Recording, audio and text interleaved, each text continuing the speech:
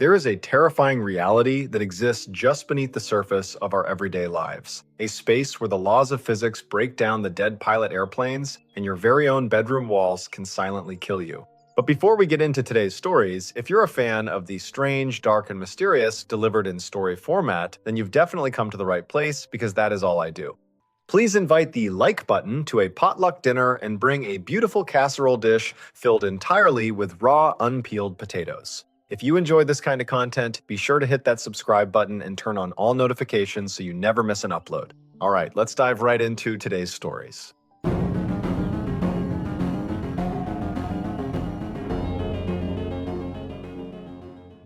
Our next story is called Unit 85. One afternoon in 1984, a man named Dimitri carried a cardboard box down the hallway of a high-rise apartment building in the city of Kramatorsk, Ukraine. Now, this building was basically brand new. It was one of several developments built right before the Moscow Olympics, just 4 years earlier in 1980, as part of a push to show the world that the Soviet Union was a thriving, prosperous place. So by design, everything they built was sleek, modern, and deeply impressive, especially this apartment building. Pretty much everyone in the area was desperate to get their hands on one of these new units, and Dimitri had really lucked out.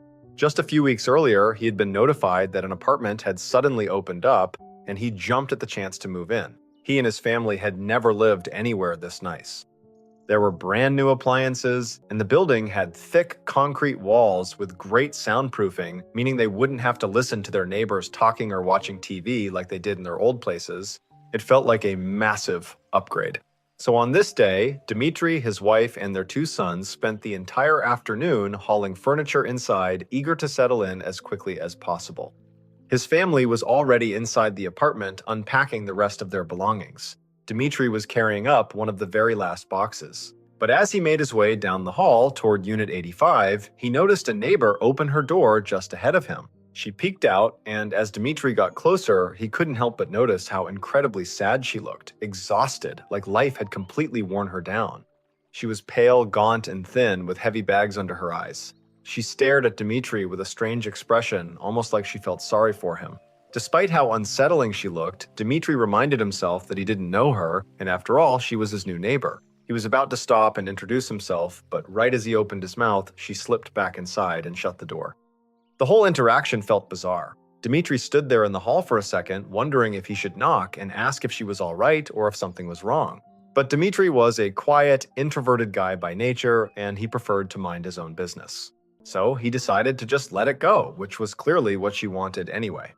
After all, she was the one who had shut the door in his face. After a moment, he walked the rest of the way down the hall, entered his apartment, and carried the heavy box into the bedroom his teenage sons would be sharing. When he walked in, he saw the boys standing on a mattress trying to hang a decorative rug on the wall behind their beds to make the room feel a bit cozier. Dimitri smiled, happy to see his sons settling in and making the space their own. He set the box down and looked around. With their belongings filling the room, it was already starting to feel like home. He felt certain that despite that odd encounter in the hallway, this was the start of an amazing, exciting new chapter for his family. But Dimitri soon realized that life in the building wasn't quite what it seemed. That strange run-in with his neighbor turned out to be just the tip of the iceberg. Even though the apartment and the entire complex were undeniably modern and beautiful, the neighbors were anything but welcoming. It wasn't just that one woman from his first day. Virtually every single person Dimitri crossed paths with was quiet, sullen, and irritable, completely uninterested in speaking to him. And beyond the cold shoulder his family received, there was an unnatural, perpetual silence throughout the entire building. The soundproofing was great, sure, but whenever he walked down the hallway, the absolute dead silence felt unnatural. Nobody seemed to make a sound inside their apartments. A heavy, suffocating atmosphere hung over the place like a cloud of gloom and dread. Dimitri couldn't make sense of it. Out of all places, why would such a gorgeous modern building feel so lifeless and dark? Still, Dimitri and his family stuck it out. They stayed in the apartment, and despite how eerie the atmosphere remained, they did their best to make a good life there. But a couple of years after moving into Unit 85, Dimitri's older son began feeling unusually tired and weak, strangely reminiscent of the lethargy everyone else in the building seemed to have. At first, Dimitri assumed the boy was just worn out from school, his social life, or simply needing more sleep. but his symptoms only grew worse. Eventually, Dimitri and his wife took him to the doctor, where they received devastating news their son had leukemia, a cancer of the blood.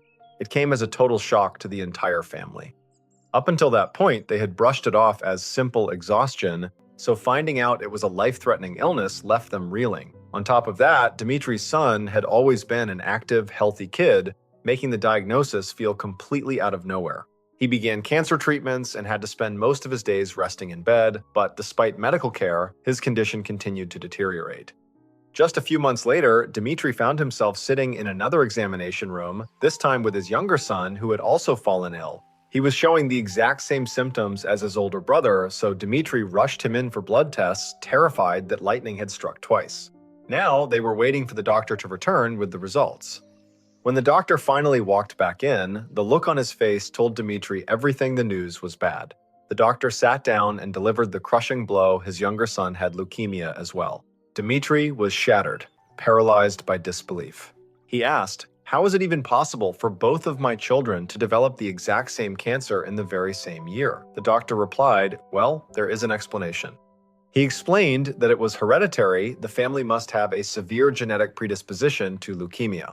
That afternoon, Dimitri brought his youngest son home and broke the heartbreaking news to his wife and older boy. He was overwhelmed with guilt, convinced that this nightmare was entirely his fault for passing on bad genes.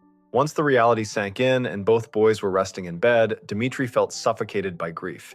Desperate for fresh air, he stepped outside for a walk to clear his head. He wandered the neighborhood, but it didn't help. Dark, agonizing thoughts kept racing through his mind. When he finally returned to the building and approached the front entrance, he noticed a neighbor sitting on the steps smoking a cigarette. It was that very same woman from his first day, the one who had peeked out of her apartment and slammed the door. In all the time they had lived there, Dimitri had never spoken a word to her. He hadn't even tried, knowing she clearly wanted to be left alone. And tonight was certainly not the night he felt like making small talk. But to his utter surprise, as Dimitri walked past her toward the entrance, she looked up and quietly asked, "Is everything okay?" Completely caught off guard, Dimitri broke down emotionally, blurting out the whole story about his son's illnesses and how he blamed himself. Yet as she listened, she didn't look surprised at all. When he finished speaking, she didn't ask a single follow-up question. She simply nodded slowly, as if thinking, "Yes, that sounds about right," almost as though she already knew what was happening, even though there was no possible way she could have. Sensing the conversation had reached an awkward end, after his sudden emotional confession, Dimitri turned to head inside. But before he could step away, she stopped him and asked a single question. "Do you know anything about the tenants who lived in your apartment before you?" Dimitri shook his head, replying that all he knew was that someone had lived there, then apparently they had moved out. That opened up the vacancy and he jumped at the chance to move in. That was all he knew. But then she told him, well, actually, there was a dark story behind why that unit became available. She said the previous tenants were a mother and her 2 teenage kids, and every single one of them had died within 2 years of moving in. That's why it opened up. And they had all died from leukemia. Hearing this, Dimitri couldn't shake the feeling. Okay, my kids didn't get leukemia because of genetics. Something else is making them sick. And it's happening right inside my apartment. I mean, what were the odds? Both of his kids had leukemia, and the tenants before them got leukemia too. There was just no way that was a coincidence. Absolutely no way. And from that moment on, Dimitri became completely obsessed with getting to the bottom of whatever was going on inside that apartment. Over the next year, he made multiple serious attempts to get an inspector to come out and examine the place. He wanted them to check for a gas leak, toxic chemicals, or something in the soil, but whenever he spoke with building management, they just insisted they'd already looked into everything and that the place was perfectly fine. They told him it was just hereditary. Pure coincidence. They basically said, drop it. But Dimitri couldn't let it go. He kept pushing, begging anyone who would listen to help him figure out if some outside factor was poisoning his family. But it led nowhere. People simply started ignoring his requests, and Dimitri felt completely powerless. By 1987, just a few short years, after Dimitri and his family had moved into Unit 85, his older son passed away from leukemia, and his younger son was only getting sicker. Meanwhile, whispers started spreading through the apartment building and across the whole neighborhood that Unit 85 was cursed. 2 years later, on a freezing morning in 1989, Dimitri came home from the hospital where his younger son was being treated, just to grab some clean clothes for himself and his wife. At this point, the two of them were practically living at the hospital. It felt like they were just waiting for their second son to die. That was the grim reality they were facing. It was an unimaginably bleak, heartbreaking time for them. So, when he got back to the apartment, clothes in hand, instead of immediately rushing back to that awful hospital room, Dimitri wandered into his son's bedroom just to take a breath. He sat down on one of the beds and stared at the decorative rug hanging on the wall. It had been there since the day they moved in. His boys had hung it up themselves.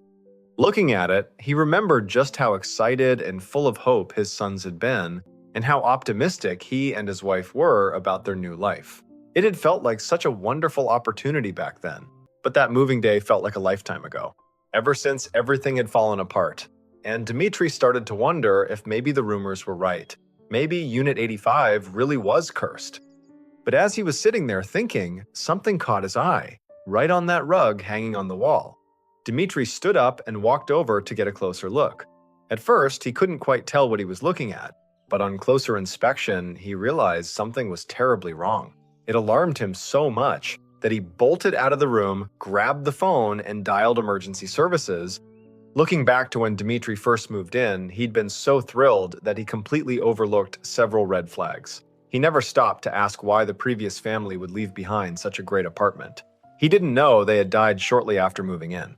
He never asked, and he never questioned why practically everyone in the building seemed so drained and lifeless all the time.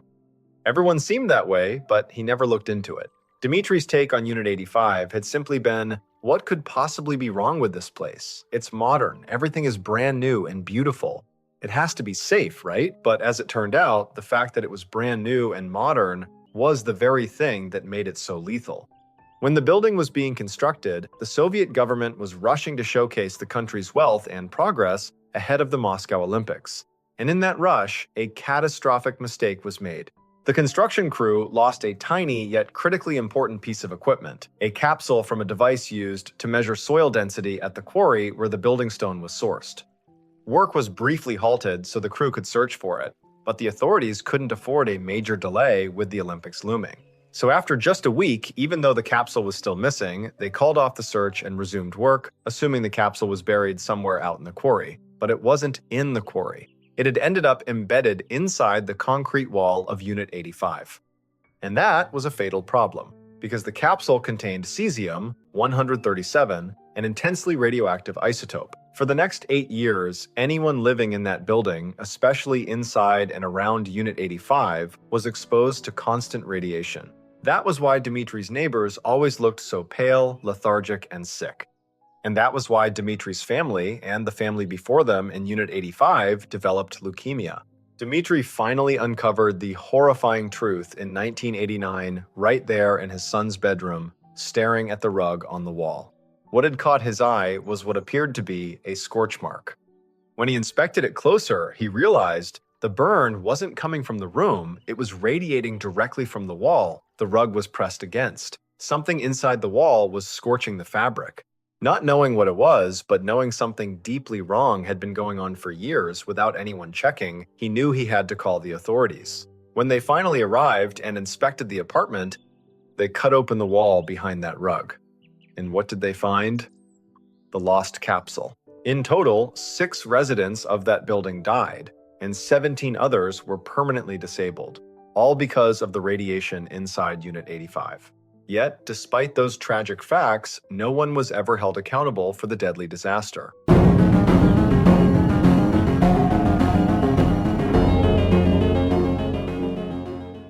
In the summer of 2013, a young woman named Katie and her father decided to go camping at one of their favorite campgrounds in the Sierra Nevada mountain range.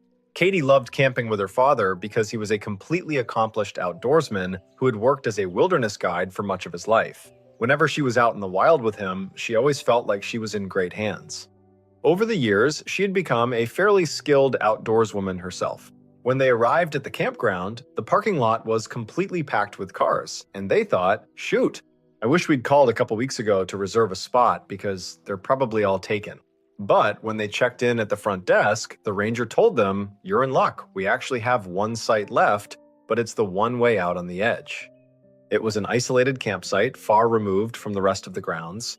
It was a long walk from the bathhouse, far from the swimming area, and nowhere near the parking lot. It was really inconvenient, and whenever they came here, it was the one spot they always tried to avoid. But beggars can't be choosers. They were just grateful to have a site at all, so they drove down the narrow access road into this secluded spot nestled deep in the trees. Once they got there, they started pitching their separate tents. They each had their own ultralight backpacking tent, tents so compact that you either had to zip them completely shut to stay warm and protected, which meant sleeping curled up in a ball, because otherwise your legs simply wouldn't fit.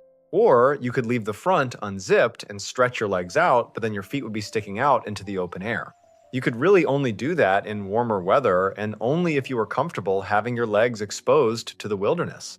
After pitching their tents and setting up their cooler and gear, they headed out to hike for the rest of the day. By the time they got back, they were completely wiped out. They fell right asleep, and the first night passed without incident.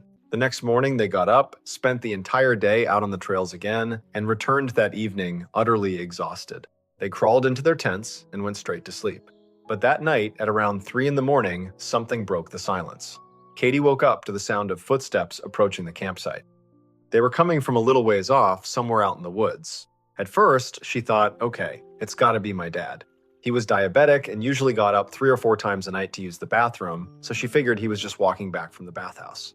But then, she realized how the bathhouse was in the opposite direction. Why would he be coming toward the campsite from this side? Suddenly, the footsteps emerged from the tree line. They walked into the clearing of their campsite and stopped just 2 to 3 meters from Katie's tent. Her backpacking tent didn't have any windows, just small ventilation flaps at the front and back that angled downward. She couldn't see out at all, and with no light outside, there wasn't even a silhouette to make out. It was pitch black. She couldn't see who was standing there, she could only hear them. Still, she tried to reassure herself. Okay, maybe my dad got turned around on his way back from the bathhouse because he didn't have a flashlight and he just wandered too far. That's possible. Or maybe he just stepped into the trees to relieve himself even though he never did that. He was the type to always use the facilities. She kept running through every possible scenario, desperately trying to convince herself it was just her dad. But what she was really waiting for was the sound of those footsteps moving away from her tent and heading toward his. That was the only thing that would give her peace of mind. So she lay there frozen, waiting for that reassurance, and then the footsteps started moving again.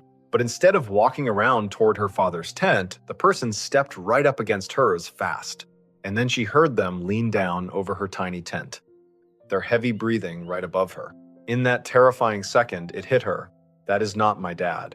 And right as that horrifying realization set in, a complete stranger is standing right outside her tent. And then comes an even more terrifying realization. It was a warm night, so she had gone to sleep with her tent, unzipped her legs, sticking out the end. She musters the courage to slowly pull her legs back inside. But before she can, the figure stands up, turns, and starts walking straight toward the foot of her tent, right where her legs are. She completely freezes, terrified of what is about to happen. But the person doesn't stop at her feet. They keep moving and actually start circling her tent. Because of all the noise they're making as they walk around, she's able to quietly pull her legs back inside without being heard. She now has the illusion of safety inside her tent, but it's still unzipped. She just lies there waiting, dreading the moment this person comes back around, crouches down, and looks inside through the open flap. She stares down at the opening, desperately hoping that won't happen. But right then, the figure walks to the foot of her tent and stops right in front of the opening. She sits there terrified, repeating in her head, "Please don't come in here. Please don't come in here. Please don't come in here." And even though her feet are pulled inside, she suddenly feels something squeeze her foot. She knows instantly. It's a hand. Something just grabbed her foot and she stifles a scream. She starts shaking uncontrollably, her instincts screaming at her times, "Don't let them know you're awake." Clamping her hands over her mouth, trembling with terror, she tries to stay as silent as possible. The figure stands back up, returns to the side of her tent, and leans over the fabric once again. She can hear their heavy breathing right above her. For several agonizing minutes, she lies there trembling as this total stranger who just grabbed her foot moments ago looms directly over her tent in the dead of night. Helpless, she stays dead quiet, praying for it to end. Finally, the figure turns away and walks over toward their cooler, the picnic table, and their other gear. She hears rummaging sounds, things being shifted around, and then the person slowly walks off into the dark. but she has no idea if they're truly gone. Are they lurking at the tree line waiting for her to step out? Did they set a trap? She stays completely still, not daring to move a muscle, praying silently times, "Please don't let anything happen to me." Or my dad? She lies awake for hours before finally drifting off from sheer exhaustion. She wakes up to the sound of her dad unzipping his tent and rushes out to meet him. Right away, she can see the fear on his face. Before she can even begin to explain what happened, he asks, "Were you outside your tent last night around 2:03 in the morning? I heard all kinds of commotion by our cooler. I wasn't sure if it was an animal or if it was you." She tells him no. "This is what actually happened to me." As she describes the terror of the night, her dad glances past her toward the picnic table by the cooler where they had left their backpacks and whatever didn't fit inside their tents. He points toward the table and she turns around. Every single item from the cooler, their backpacks, and the campsite has been meticulously stacked into a pyramid. The stranger who had been there that night had done this for reasons they couldn't begin to understand. When they walk over to check if anything was stolen, they spot a distinct set of heavy footprints circling round and round Katie's tent. She definitely hadn't imagined it. Right then and there, they packed up everything, jumped in the car, and left. To this day, they can barely talk about it, haunted by everything that could have happened. Her father carried immense guilt for hearing the intruder and staying in his tent while his daughter was in grave danger. And Katie is forever haunted by the horrifying image of that unzipped tent, the crouched figure reaching in through the dark, and that hand grabbing her foot. And so this has been completely traumatizing for them, and they just don't talk about it anymore.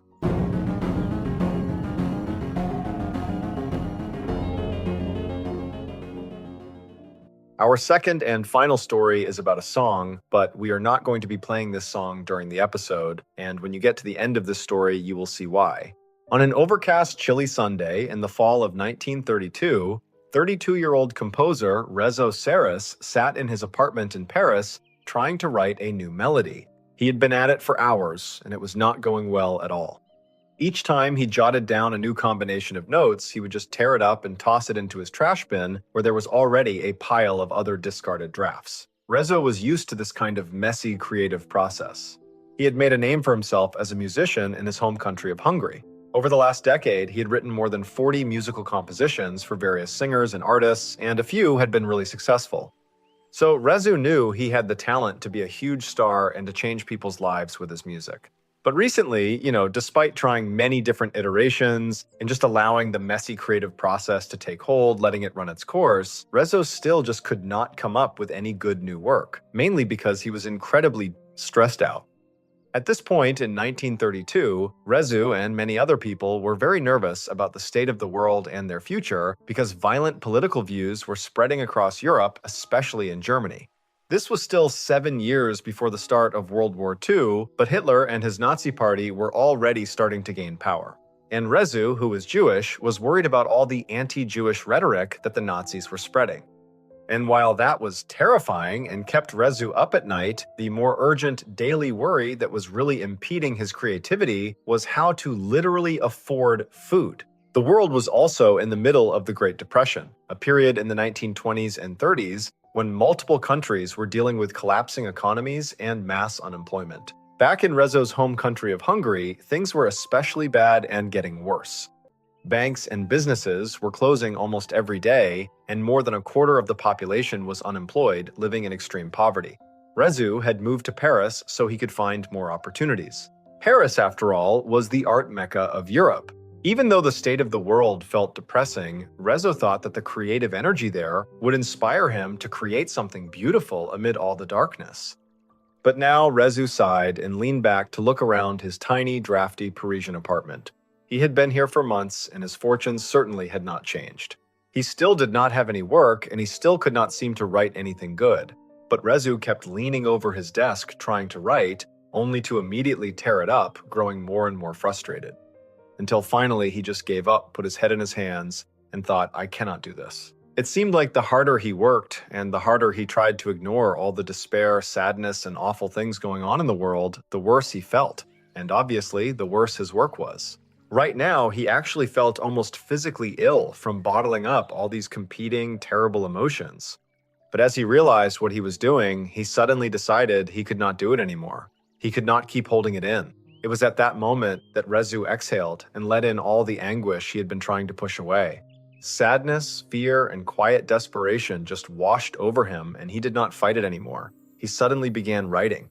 His pen flew across the page as wave after wave of raw emotion hit him. And when he was done, he ran over to his piano to play the notes he had just written. As his fingers moved across the keys, a slow, mournful melody began to fill the air. It was so beautiful and so sad that he actually felt like crying as he heard it. When he finished playing, he slumped back in his chair with tears filling his eyes. His heart was pounding so fast that he knew he needed to get some fresh air immediately, or he might just pass out. So Rezu went outside to take a walk, hoping the cool air would help him snap out of the heavy emotional fog that had overcome him. But the Paris streets were gray and cold, and this new melody continued ringing in his ears.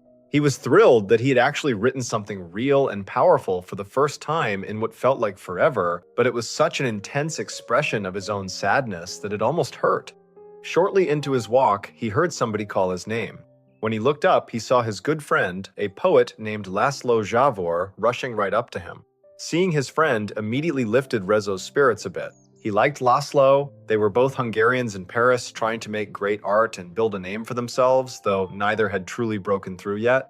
But as soon as Laszlo reached him, Rezo could tell that his friend was deeply upset about something too. Laszlo confessed that his fiancée had just broken off their engagement, leaving him completely heartbroken. After Rezu offered his deepest condolences, the two men walked together in silence. They were both lost in their own heavy sorrow, unable to find the words to speak.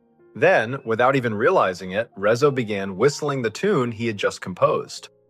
And when he did, the melody had an immediate effect on Laszlo. His eyes welled with tears, and he began to weep, and then he started singing along, using lines from a deeply sad poem he had recently written. Rezo could not believe it. Without even trying, Laszlo's lyrics fit his melody perfectly.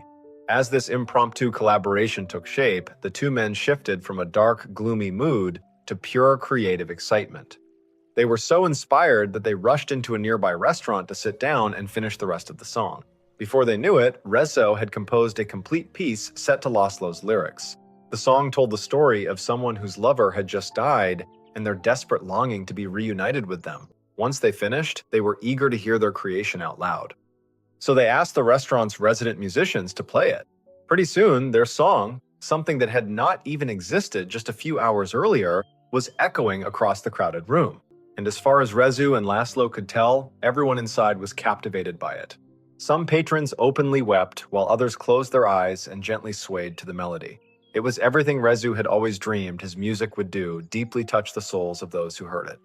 Rezo and Laszlo looked at each other and, for the first time in days, smiled. They decided to title the song Gloomy Sunday since it had been born on that hazy autumn afternoon. Both felt in their bones that this piece was special, that it would finally change their lives forever. Over the next few months, they shopped the song around to publishers and record labels, hoping someone would buy it. And finally, someone did. A publishing house agreed to print the sheet music and record the track. After that, Rezo returned to his shabby Parisian apartment and waited for the song to catch fire and the royalties to start pouring in. But that was not what happened. As the months slipped by, Rezu never heard Gloomy Sunday on the radio, never saw it on the charts, and never heard it performed in restaurants or theaters. It was as if it had vanished into thin air, and the disappointment crushed him. He felt even more defeated than before he wrote it. Having tasted hope made failing hurt that much worse. Meanwhile, both his personal life and the state of the world continued to deteriorate. The Great Depression dragged on, and as Hitler gained more support, people feared that war was inevitable. Rezu, like everyone around him, sank deeper into anxiety and dread, desperately praying for circumstances to change. 3 years later, on a spring evening in 1935, Rezu was back in Hungary, walking down a street in the capital city of Budapest on his way to a friend's house. As he strolled along the sidewalk, he suddenly heard music drifting from an open window. He froze, his heart pounding in his chest. He recognized that melody instantly. It was his. It was Gloomy Sunday. Rezo had no idea how or why he was hearing a song that, as far as he knew, had completely faded into obscurity. It was utterly shocking. A stranger was listening to his song on the radio, which meant it was officially on the airwaves, reaching the public. It was surreal. Rezu simply stood there on the pavement, letting his own composition wash over him in the open air for the very first time. Hearing his music out in public brought an overwhelming joy, and once the final notes faded, he stood there beaming from ear to ear. Over the months that followed, Gloomy Sunday was everywhere. Rezo heard it played at gatherings floating from apartment windows, sung by street performers, and performed in concert halls across the city. By the end of that year, it felt as though almost everyone in Hungary knew and loved his song. Rezo even read in the papers that his song was being played in England, in France, and as far away as the United States. He knew that he had actually done it. He had realized his dream of becoming a successful, internationally recognized composer with a hit song that truly resonated with the public. A few months later, on a morning in late February of 1936, Rezu left his apartment and headed out for the day. On his way down the street, he passed by a newsstand, and he noticed that one of the headlines mentioned his song, Gloomy Sunday. Initially, he was thrilled to see that he was getting some press, so he immediately grabbed a copy and opened it up to read. But as his eyes scanned the page, his stomach dropped, because this was not good press.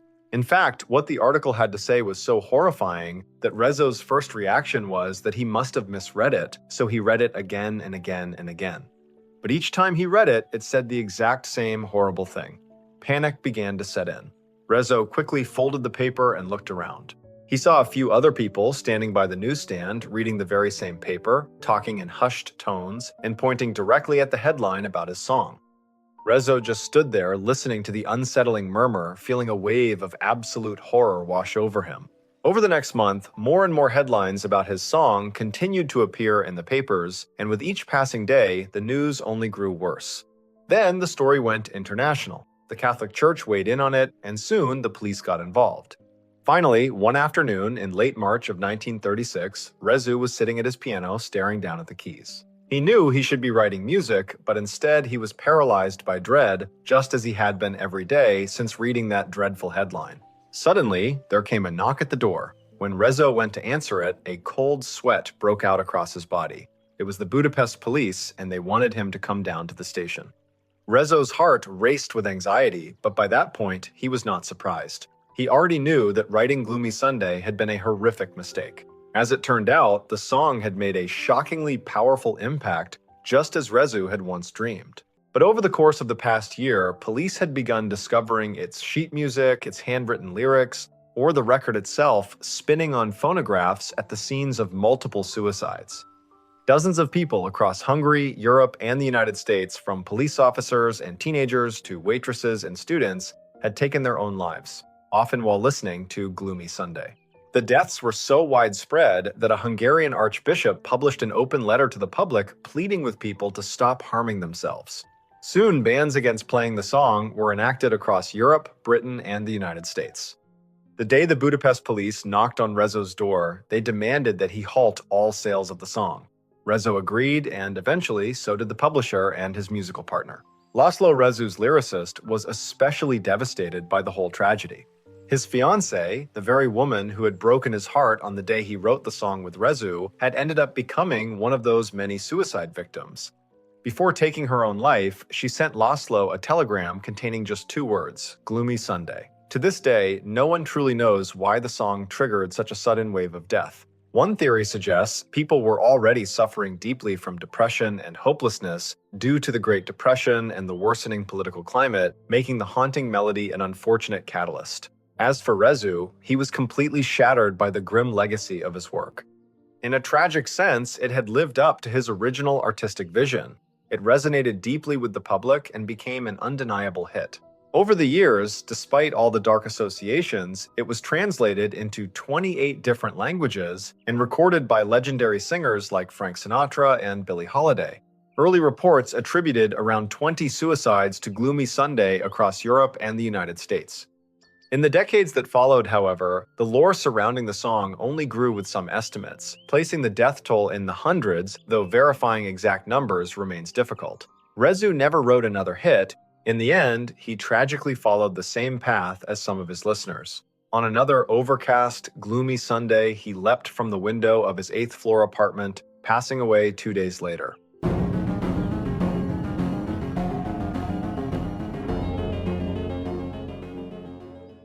At 5 a.m. on December 24th, 1885, 30-year-old Samuel Wardell abruptly sat up in bed in New York City, having just been jolted awake by the deafening sound of his alarm clock. And just like every other morning, Samuel immediately got out of bed, trudged across the floor of his one-bedroom apartment to the shelf where his alarm clock was, and reset it. Now, the placement of this alarm clock was very intentional.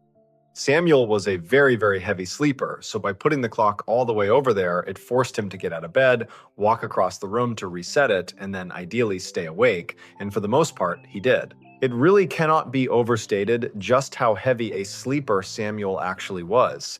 In fact, he had taken an extra step to make sure he couldn't possibly sleep through his alarm. He had made a few alterations to the alarm clock to make it way louder. Now, this might have seemed like total overkill to anyone who knew about it, but it was hard to argue with the results. Samuel hadn't been late to work in years, and that was crucial because he had an early morning job he couldn't afford to lose. He was a city lamplighter. Back in 1885, large parts of New York City still relied on gas-burning streetlights when night fell.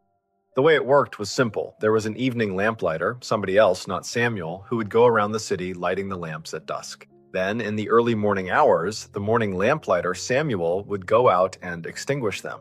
That was why he had to get up before dawn every single day, and even though Samuel hated getting up that early, he needed the job, and over time, he had actually grown quite fond of it. He really enjoyed the work. Over the years, he had gotten on friendly terms with practically everyone along his route, so he didn't mind the early hours. Getting up was rough, but it was worth it.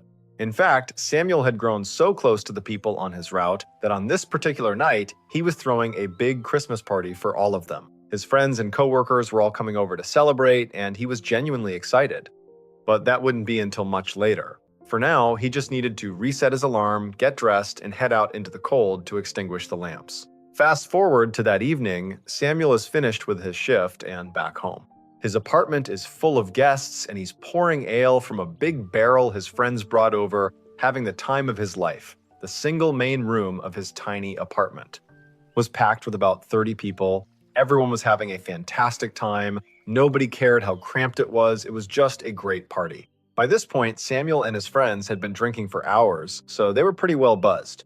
Everyone was laughing, eating, and having a blast, and even though it was getting late and Samuel had to work the next morning, it felt like the party wasn't going to end anytime soon, and Samuel wasn't ready to call it a night either. He was having way too much fun. So when one of his friends drunkenly stood up and suggested they hold an amateur boxing match right then and there, Samuel instantly cheered along with everyone else. They shouted, "Yeah, let's do it!" and Samuel and his guests began shoving the furniture out of the way, clearing out the center of the room to create a makeshift boxing ring. Then, Samuel and the crowd stood back cheering and hollering as two of their friends started brawling right in the middle of the apartment. It was pure, booze-fueled chaos from start to finish.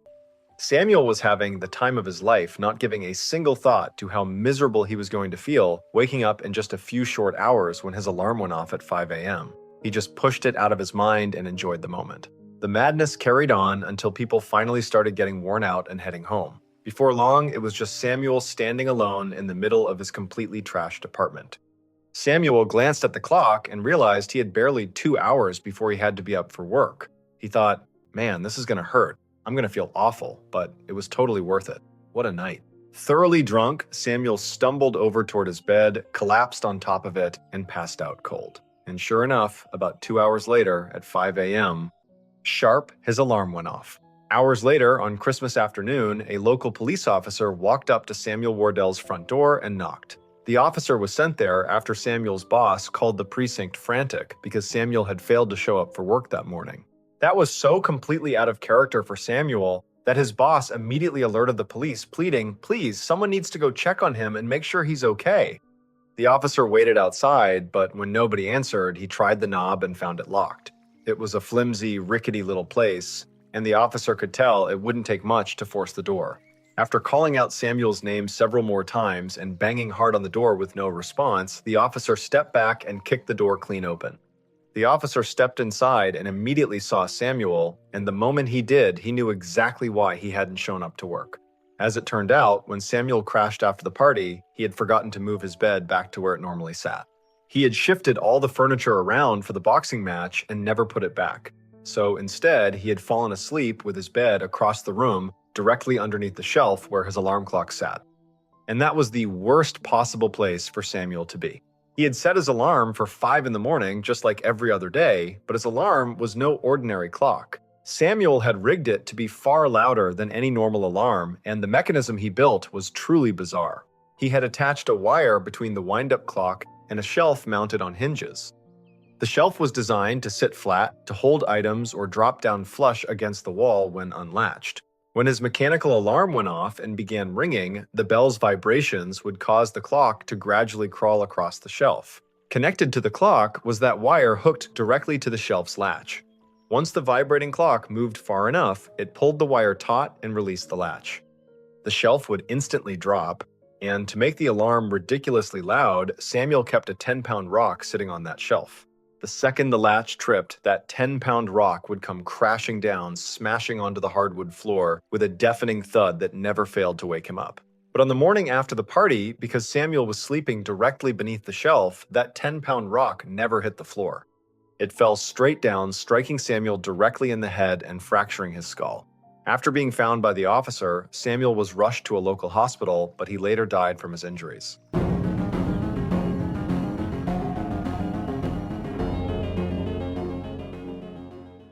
On the morning of July 23, 2006, a 74-year-old artist named Maurice Aegis paced back and forth near an art exhibit in Riverside Park in Chester-le-Street, England. Maurice was frustrated because this was supposed to be one of the biggest days of his entire 40-year career. Right now, his exhibit, his masterpiece, should have been full of people, but it wasn't. Maurice's exhibit was called Dream Space, and it was a massive structure. It was about half the size of a soccer field, and inside was a sprawling network of small, colorful, interconnected rooms. Dreamspace was designed so visitors could wander from room to room, taking in the music and soothing lighting for an immersive, serene experience. This was by far the largest physical exhibit Maurice had ever created, so it had taken an enormous amount of preparation, and naturally there had been some construction hiccups. But it was all going to be worth it because Maurice knew it was about to be seen by so many people, being located right in a massive public park. Before they could actually open, though, there was still one more hiccup to deal with. That morning, when Maurice arrived, he realized part of the exhibit hadn't been set up correctly. So he and his staff had spent the last few hours rushing around to fix everything and add the finishing touches to the exterior. Maurice knew they really needed to hurry because making these changes had already eaten up way too much time and they were running late for the opening. He could see guests who had already bought tickets lining up at the entrance, looking confused and annoyed about why they weren't being let inside yet. Naturally, Maurice worried that if he didn't wrap things up quickly and start letting people in the crowd would simply give up and leave. That meant they wouldn't get to see his incredible masterpiece, which would be completely devastating. So Maurice took a step back, looked over the fixes he and his staff had managed so far, and decided things looked good enough. They had resolved the major issues, and even though Maurice was a perfectionist who would have loved to tweak things further, opening Dreamspace on time was far more important. He told the staff to drop what they were doing, head to the entrance, and start letting visitors in. A few hours later, around 3:15 in the afternoon, 68-year-old Elizabeth Collings walked into Riverside Park with her 14-year-old grandson. They lived locally and had simply decided to take a stroll together through the park, and Elizabeth was glad they did. It was the perfect summer day, warm, sunny, with a gentle breeze. Feeling the wind in her hair with her grandson happily walking beside her, she felt completely at peace. But right then, her grandson stopped and broke the moment, saying, "Hey, look at that." Elizabeth turned to look. Following where her grandson was pointing, she spotted a sprawling, vibrant structure on the other side of the park with a long line of people out front and soothing music drifting from its open entrance. Elizabeth thought that whatever it was, it looked utterly fascinating, unlike anything she had ever seen. She was just as excited as her grandson to check it out and said, "Let's go." Just a few minutes later, Elizabeth and her grandson bought their tickets and stepped inside the exhibit. Elizabeth immediately felt it had been a wonderful idea. The interior lighting was dim, making the colorful walls seem to glow as they walked from room to room enveloped by tranquil, dreamy music. Even though it was quite crowded and rather warm inside, the atmosphere still felt deeply peaceful. Elizabeth felt her whole body relax. For the next 10 minutes or so, she and her grandson wandered slowly, soaking in the ambiance, the lights, and the music. It was truly lovely. Eventually, they stepped into a room filled with a gorgeous blue hue with a brownish glow filtering in from the adjacent chamber. As the blue atmosphere blended with that brownish light, it created a striking effect.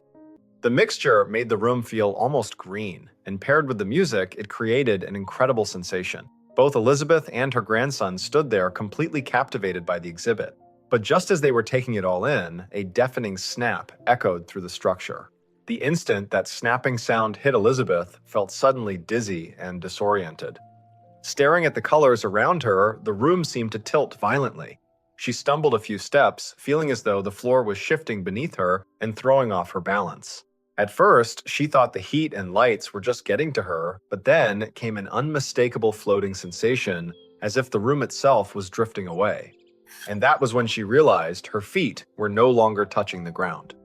Dreamspace's creator, Maurice, had been outside chatting with guests waiting in line to enter. So far, the day had been an absolute triumph. He had pulled off all those last-minute fixes just in time to open the doors, and now a crowd of over 40 people was lined up with more arriving every minute.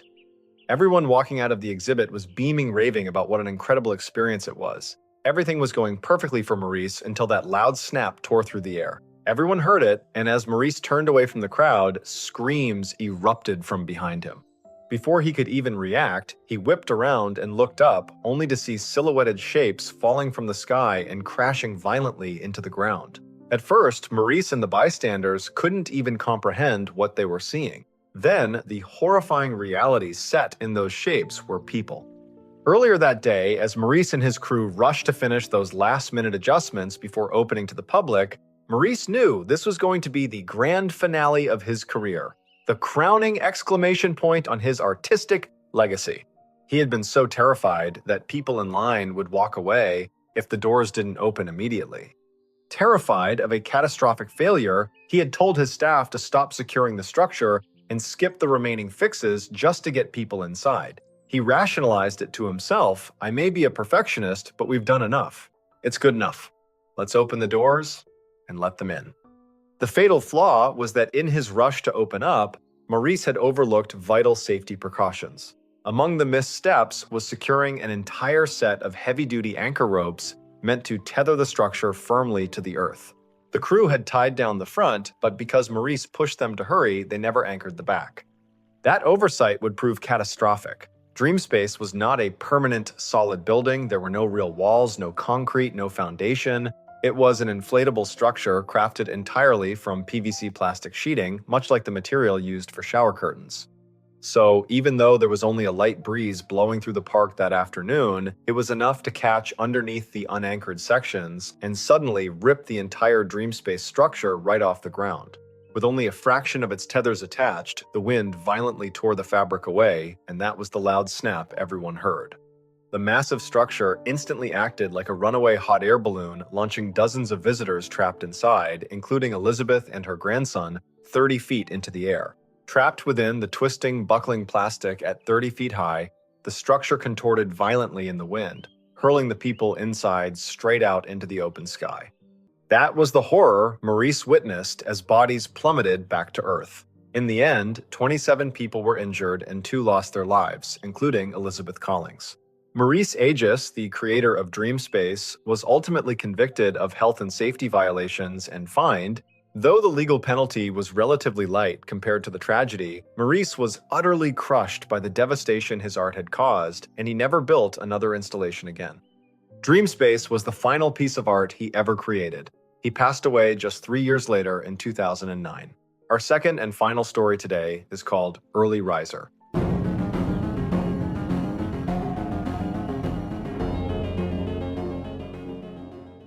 On the night of June 12, 1993, 69-year-old Deke Slayton climbed into bed at his home in League City, Texas.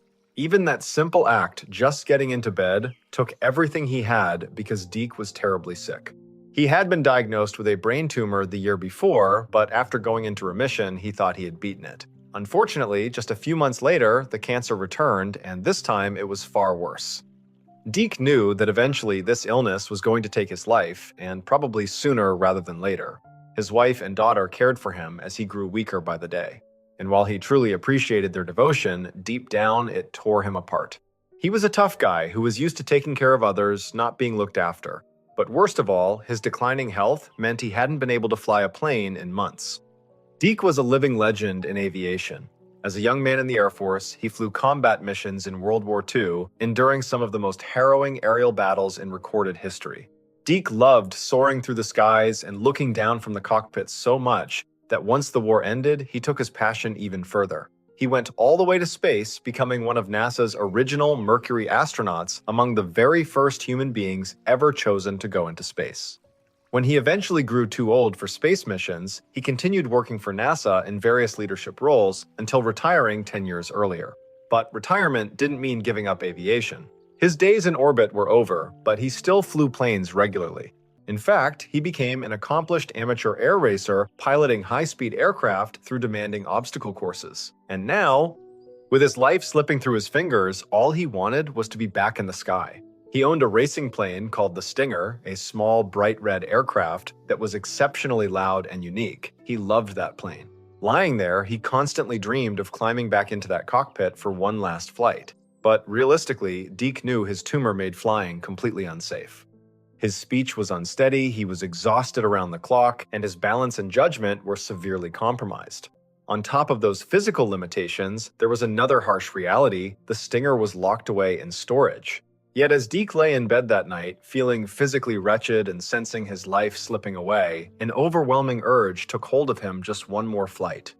That longing became so powerful that he made up his mind right then and there, tomorrow morning, sick or not, he was getting up, pulling the Stinger out of storage, and going flying. Early the next morning at John Wayne Airport in Southern California, over 1,000 miles from where Deke lived, a manager walked into the noise abatement office to begin his shift.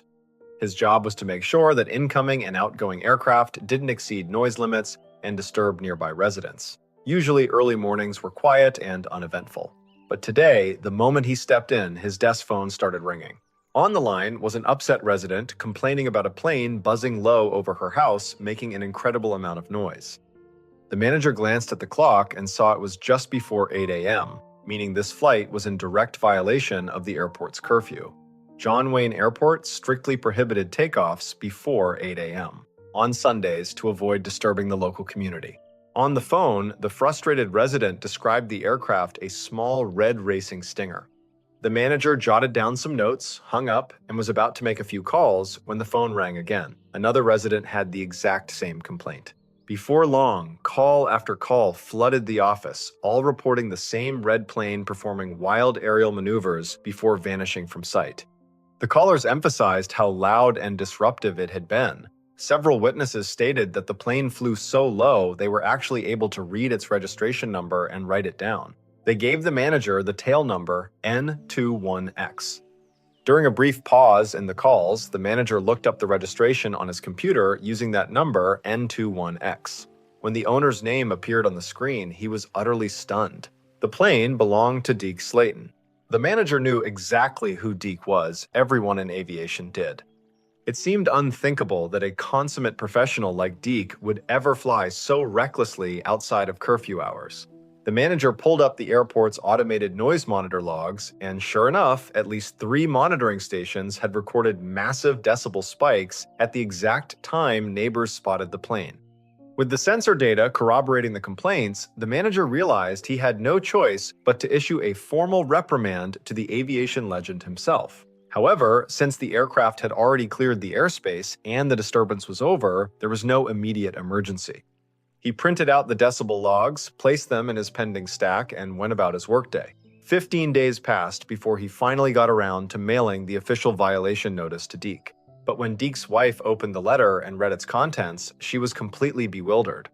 What the airport claimed was physically impossible. There was no way Deke Slayton could have been flying his Stinger over Southern California that morning.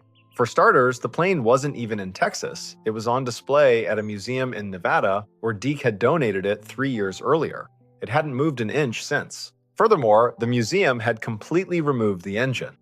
The Stinger was actually suspended from the museum's ceiling rafters without an engine, completely incapable of flight. Even putting aside the impossible logistics of removing the aircraft from the rafters and reinstalling an engine overnight, there was an even more profound reason Deke could not have been at the controls, despite the tail number matching his plane precisely. 5 full hours before that mysterious flight was logged over California, Deke Slayton had passed away peacefully in his sleep. To this day, no one has ever been able to explain how Deke's red Stinger appeared in the skies over California that morning. It remains an absolute mystery. And that very noise violation letter sent from John Wayne Airport, the one that left his widow so baffled, is on display today. It hangs proudly at the Deke Slayton Memorial Space Museum.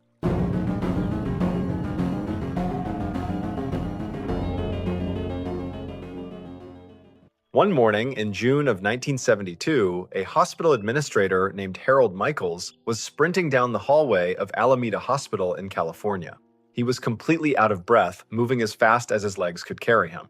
As he rounded the corner, he nearly collided with a gurney, but he didn't even stop to apologize to the orderly pushing it. He just kept running flat out until he reached the cafeteria where doctors and nurses were having their breakfast. It was right before their morning shift. Gasping for air, he burst through the doors and shouted at the top of his lungs, "Everyone listen up, I have a critical announcement." Instantly, the cafeteria went dead silent. Heads turned, all eyes locked on him, wondering what on earth was happening. And then he said this hospital needs to update its disaster plan. Immediately. Harold paused to catch his breath, letting his words sink in. He looked around the room, only to find dozens of faces staring back at him in utter bewilderment. He couldn't really blame them. There was absolutely no apparent reason for him to come barging in out of nowhere, frantically demanding an overhaul of their emergency protocol. There hadn't been any recent mass casualty incidents, no earthquakes, no natural disasters, nothing. It was just an ordinary morning. Yet here Harold was acting as if catastrophe were right around the corner. The room hung in stunned disbelief, everyone thinking, wait, are you serious? What is going on? Before anyone could speak up, Harold cut in, "Look, I need to know we can handle a mass casualty event, a real emergency. We have to have a proper plan in place in case something catastrophic happens. We cannot afford to be caught off guard." Another tense silence settled over the room. People were still just staring at him, completely baffled. Finally, someone raised a hand and asked, "Why now?" But Harold wasn't having it. "Stop," he insisted. "Stop whatever you're doing. Put your breakfast away." "I don't care what you think right now. We are updating the disaster plan today." 8 months later, on the morning of February 7th, 1973, Harold sat around a conference table with the hospital's disaster committee. They had met every single month since that summer, completely reworking their emergency procedures. And just 2 days prior at an all-staff meeting, they had finally unveiled the new comprehensive disaster plan Harold had so relentlessly pushed for.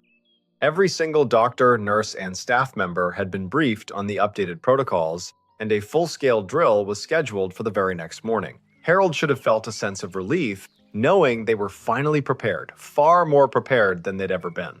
But as the meeting wrapped up, he couldn't shake a lingering, nameless dread deep in the pit of his stomach. After his shift, he drove home, had dinner, and tried to unwind on the couch, but he just couldn't shake the unease. Fast forward to around 8:30 that evening, Harold was sprinting out his front door, throwing himself into his car, and speeding back toward the hospital. He'd just received an urgent call ordering him back immediately. When he pulled up, a line of police officers was already outside, frantically directing chaotic traffic. Paramedics and firefighters were rushing bloodied victims through the entrance on stretchers. It was absolute chaos. Stepping inside, Harold saw an emergency room in full coordinated motion. Nurses racing gurneys down the corridors, setting up extra beds, and hauling heavy crates of blood units from the local blood bank. Harold spotted at least 6 full surgical teams already scrubbed in, fully prepped, and standing by. A nurse caught Harold's arm and told him that the hospital's phone lines had gone dead about 30 minutes earlier. Yet over 100 off-duty doctors and staff members had rushed in on their own the moment they caught word, not even waiting for an official call. The second they walked through the doors, everyone went straight to their assigned stations, knowing precisely what to do because they had just been rehearsing for the morning drill. Taking in the scene, Harold watched as paramedics wheeled in a man covered in third-degree burns. Instantly, a surgical team took over, wheeling him straight into a trauma bay, while the remaining doctors formed an orderly queue ready to receive the next wave of casualties. Harold felt a chilling mix of vindication and profound disbelief because this entire nightmare was unfolding exactly as he had foreseen.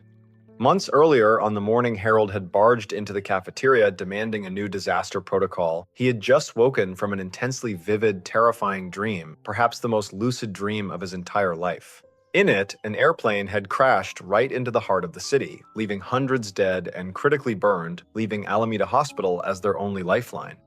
That was why he had been so relentless about overhauling their emergency protocols. He had been gripped by the terrifying conviction that if a disaster like that actually occurred, the hospital would be completely overwhelmed and they had to prepare before it was too late. Fast forward 8 months to February 7th, 1973, just hours before Alameda Hospital was set to run its scheduled drill, a Navy jet crashed directly into a 4-story apartment building in the center of the city. But because of Harold's dream and his unyielding push to revamp their emergency readiness, when disaster struck, the entire medical team was primed and ready. First responders at the scene initially estimated that at least 50 people would perish in the inferno. But thanks to Harold's insistence and the hospital's swift, coordinated response, the death toll was held to just 11 lives.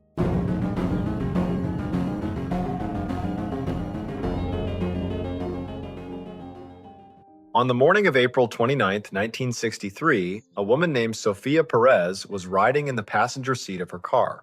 Her husband Julian was behind the wheel as they cruised down a narrow city street in Seville, Spain. It was a Monday, but Julian, who was the family's primary breadwinner, had the day off. And because it was such a gorgeous spring morning, the couple decided to take advantage of the weather, go for a scenic drive, and simply enjoy some quiet time together. For Sofia, it felt like an absolute dream of a day. She adored her husband and she truly loved Seville. The locals were so warm and welcoming, and the city itself was breathtaking. Everything was shaping up to be truly wonderful. Both Sofia and Julian were all smiles as they drove along with Sofia gazing out the window, soaking in the lively sights and sounds of the city.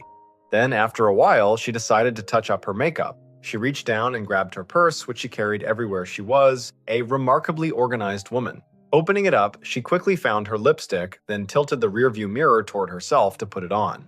As she was applying it, she turned to Julian and asked, "Hey, what do you think we should do next? What should we do for the rest of the day? Once we're done driving, where should we go?" But just as she was glancing between the mirror and Julian, she caught a sudden blur of motion right in front of them. She looked up and gasped. There was someone in the intersection directly in their path, a man on a motorcycle. Before she could even scream, Julian yanked the steering wheel hard to the right, desperately trying to miss him in a moment of pure panic. The motorcyclist tipped over and went skidding across the asphalt. Meanwhile, Julian and Sofia jumped the curb, veered onto the sidewalk, and smashed violently into a massive utility pole. The moment the car ground to a halt against the heavy metal pole, Sofia immediately started patting herself down, checking for injuries to make sure she was in one piece. Then she turned to look at Julian, who was doing the exact same thing. Miraculously, despite the violence of the crash, both of them were relatively unharmed, but their thoughts instantly jumped to the rider. Even though Julian had swerved in time and narrowly avoided hitting him, Sofia had seen the bike wipe out and slide across the road just before they hit the pole. Neither of them had any idea if he had survived or how badly he might be hurt. Carefully, Sofia and Julian climbed out of their badly damaged car. They stood on the pavement, taking a moment to steady themselves and make sure they could walk. Once they saw they were fine, they hurried across the street toward the side road where the rider had skidded.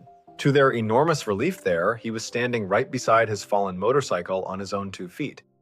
The motorcycle had taken a beating, but the rider himself seemed completely unscathed.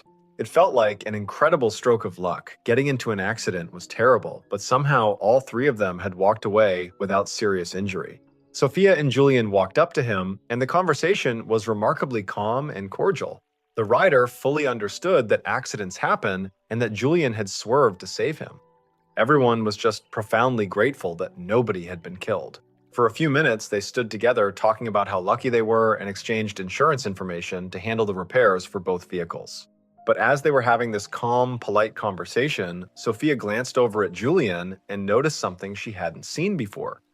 He wasn't completely unhurt after all. He had a deep scratch on his face that was bleeding quite a bit, likely caused by flying debris during the impact. While it wasn't life-threatening by any means, Sofia wanted to tend to him. Since the men were talking, she decided to walk back over to the wrecked car and grab her purse. She was always prepared for every possible situation and knew she had bandages inside. She wanted to clean up her husband's cut, so she told Julian and the motorcyclist that she was stepping away to grab a bandage from her bag. She walked back across the street toward the car, which remained crumpled against the pole, as a small crowd of onlookers began gathering nearby. Sophia made her way around to the passenger side, where her purse was still sitting right on the front seat. But as she stepped up to the open door and reached inside to grab it, something horrific happened. The moment she drew near the car, a blinding, agonizing surge of pain ripped through her entire body. Instantly paralyzed, she collapsed backward onto the pavement, staring helplessly at the sky as violent spasms racked her muscles. Through her fading vision, the last thing she saw was her husband, and the motorcyclist sprinting toward her in a panic. But to her utter horror, as she lay there watching them arrive the moment they got close, both men suddenly seized up, spasmed violently, and crashed to the ground right beside her. What neither Sophia nor Julian had realized when they crashed into that pole was that it supported high-voltage municipal power lines carrying lethal amounts of electricity. The impact had severed several of the live wires, sending them crashing down onto the ground around the vehicle. When Julian and Sophia had first climbed out of the wreck, they had miraculously avoided touching the energized zone. If they had simply stayed across the street with the motorcyclist and never returned to the car, all three of them would have survived. But Sophia's purse, packed with care for every emergency, was still sitting inside. All she wanted was to fetch a simple bandage for her husband. But when she walked back, she stepped directly into the electrified area and was instantly struck by thousands of volts. Seeing her collapse in agony, Julian and the motorcyclist rushed in to save her, completely blind to the invisible danger beneath their feet. The current seized them instantly, throwing them to the ground, and within moments, all three were tragically electrocuted to death.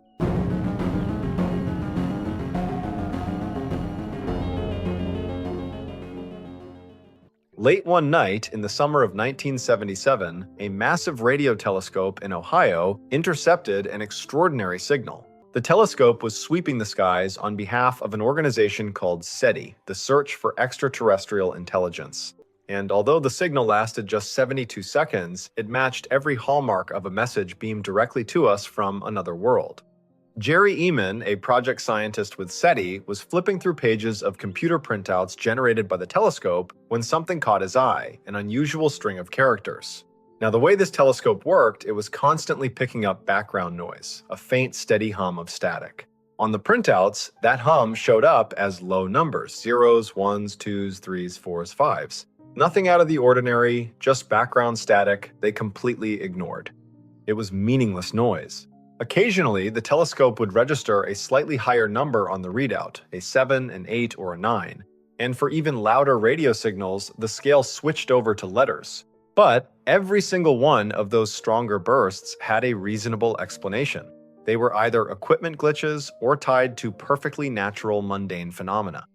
But that night in 1977, as the telescope swept across the sky, it caught a signal so powerful it blew right past 0 through 9 and soared deep into the letters, spiking all the way up to the letter U. It held that intensity for 72 seconds, registering at 30 times stronger than the telescope's baseline noise. After those 72 seconds, the telescope rotated past it and the signal dropped right back down into the background static. When Eman saw that astonishing sequence of characters, he circled it in red ink and scribbled a single word beside it, WOW. From that day on, it became known worldwide as the WOW signal. One of the biggest reasons the WOW signal wasn't just dismissed as a glitch or written off as some random natural event comes down to how radio transmissions actually work. The goal of this telescope was to detect radio signals from deep space, so researchers monitored a wide array of different channels and receivers all at once. They had 50 separate channels. Whenever the dish pointed toward a section of the sky, it listened for incoming radio waves across various frequencies. Now, if natural radio waves were drifting toward Earth, they would hit one channel and bleed into adjacent ones because natural cosmic radiation isn't focused. It's wild and scattered, more like a blast from a shotgun. It spreads out everywhere. But artificial radio waves, like the ones we use for radio broadcasts or music, are focused. They're beamed across a very narrow band on a single specific frequency, meaning only someone tuned into that exact frequency can pick it up. That's the definitive mark of an engineered signal. The night the WOW signal came through, it registered on only one single channel. It didn't bleed into any neighboring channels at all, meaning the signal wasn't natural. It was produced intentionally by someone or something. For SETI researchers who spent their lives combing the cosmos for intelligent life, this was the Holy Grail. It's precisely how an advanced civilization would reach out using a single focus frequency to prove it was deliberate. Yet, despite decades of searching by professional and amateur astronomers alike, that signal has never been heard again. Theories abound, ranging from extraterrestrial transmissions to a newly discovered comet that swept past in 1977 to a classified spy satellite. But the truth is, to this day, we still can't explain it. It remains the most compelling piece of evidence for alien contact humanity has ever captured.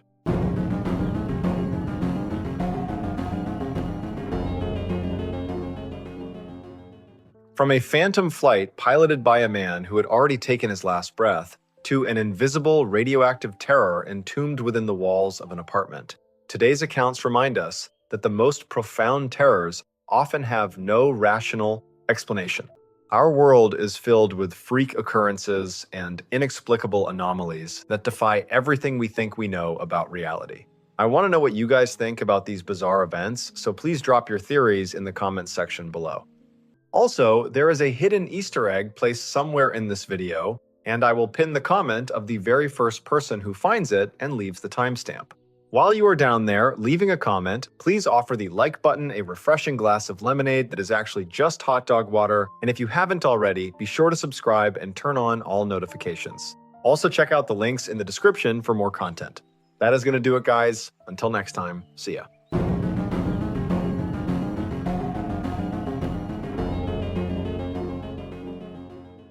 One of the most common questions I get asked is, what was your scariest or most difficult experience as a Navy SEAL? There is one that stands out above all the rest, and it is actually what ultimately led to me leaving the SEAL teams getting blown up in Afghanistan.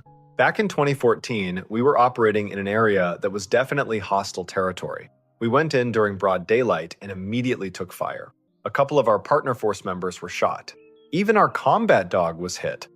It was a brutal start to the day. For about 6 hours, we were fighting rooftop to rooftop against insurgents who just kept vanishing.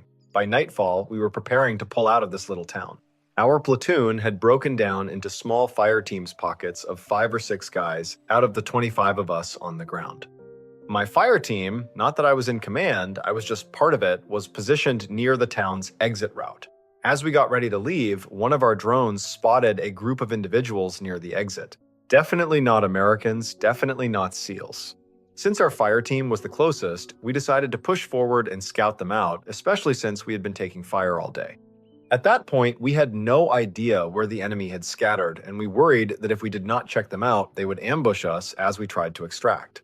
So we moved down this narrow T-shaped alleyway. As we made our way down the stem toward the head of the T, we expected to peer over the far wall, scan the open field, and spot the group. But when we reached the end of the alley, they were not across the field behind that distant wall. They were right on our side of the wall, barely a foot away from us. They had not heard us sneak up. These were enemy fighters, and they were already holding grenades with the pins pulled as a failsafe in case they were compromised. In the craziest few seconds of my life, grenades started flying over the wall. Gunfire erupted from both sides. A grenade came right over, struck my shoulder, dropped beside me, and detonated. I remember trying to push myself up and look around, and it was pure chaos. We were trapped in this tight little alley with rounds snapping everywhere. I honestly thought I was either going to bleed out right there or an enemy fighter would round the corner and finish me off. I tried to stand, but my legs gave out. Someone rushed over and dragged me back. They pulled me back down to the T-junction. A teammate shouted at me to put on my tourniquets, the straps used to stop severe bleeding, and then had to rush back to help the others. But I could not get the tourniquets off my kit.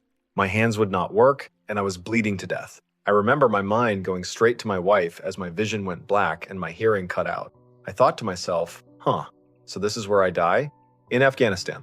It was not a question of if I was going to die. I was actively dying. It is strange, your brain becomes completely coldly aware when something fatal is happening. It felt almost matter of fact. As I lay there bracing for death, my only real regret was that my wife and I had not started a family before I deployed. We had put it off, telling ourselves, let us get through this deployment first, and once you are back home, we will talk about having kids. All I could think was, man, I wish we had started a family. Then I blacked out, convinced that was the end. But our medic was an absolute hero. He sprinted over while I was down and managed to stop the bleeding. Our interpreter literally threw his body over mine to shield me from the active gunfire. I was completely out of the fight, but my teammates called in close air support and an emergency medevac. We fought our way out, and against all odds, I survived entirely thanks to my team.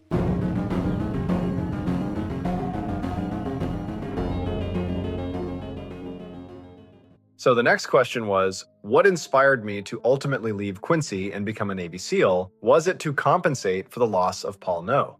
The truth is, I came from a family that was really successful. I came from a family where academic achievement was always heralded as the pinnacle of success. And while I certainly had the aptitude to be a good student, I was busy getting my ass kicked by Paul on the day before Thanksgiving instead. No, I rebelled. I didn't want to be an academic. But my way of rebelling wasn't to put my energy into something else and excel at it. It was just being a lousy student and calling that rebellion. And so by the end of high school, my grades were pretty mediocre. I was a good baseball player growing up, but by the time I hit my senior year, it was just like, meh. So I kind of squandered baseball because I stopped trying altogether. My grades were pretty bad, and I just realized, I had done nothing with my life. My mom, who's a professional writer, ended up getting me into college.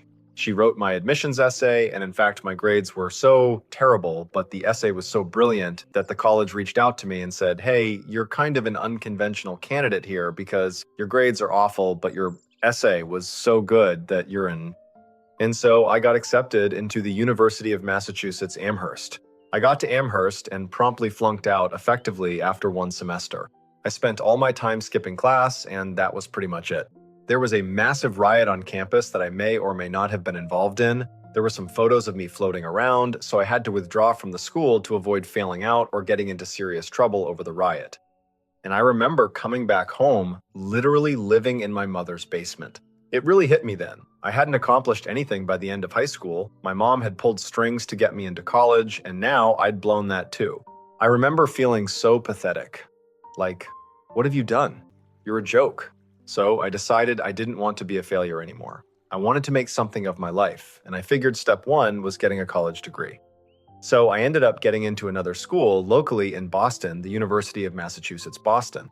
I went to that campus for 3 semesters. I worked at a gym at 5 in the morning checking people in. Then I'd catch the train into Boston, take some classes, and head back home to stay in my mom's basement. It was a pivotal time in my life, because it was really the first time I was holding myself accountable. I got zero sympathy from my parents. They were like, you screwed up, you figure out college, do whatever you need to do, but you're getting your life together on your own. That was something I definitely needed. It was around this time that I started thinking about the military because a lot of my friends from high school had joined the Marine Corps and deployed overseas to Iraq and Afghanistan, and I really looked up to them. I'd always had a genuine fascination with the military. And around this time, during these formative years, my mom, of all people, mentioned that her best friend's 2 brothers were both retired Navy SEALs. My mom said, well, why don't you go talk to them about the military? And I thought, wow, that's incredible. I'd only ever played as Navy SEALs in video games. So I went and met with them, and I was completely blown away by who they were as people. The thing about Navy SEAL training, if you don't know much about it, is that it's surprisingly open to try out for.